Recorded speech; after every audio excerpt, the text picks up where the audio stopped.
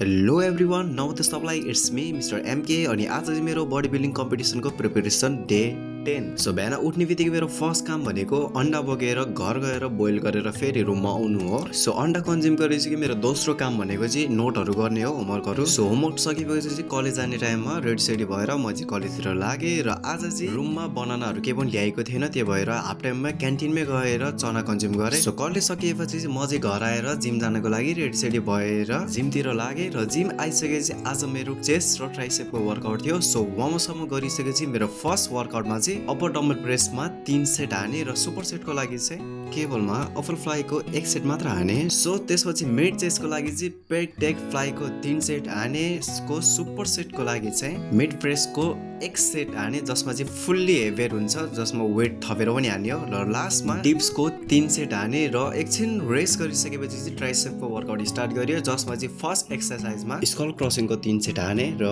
Cable फ्लाईमा रोप push डाउनको 3 set हाने र last वर्कआउटमा चाहिँ ओभरहेडको 3 सेट हानेर वर्कआउटलाई सकाए।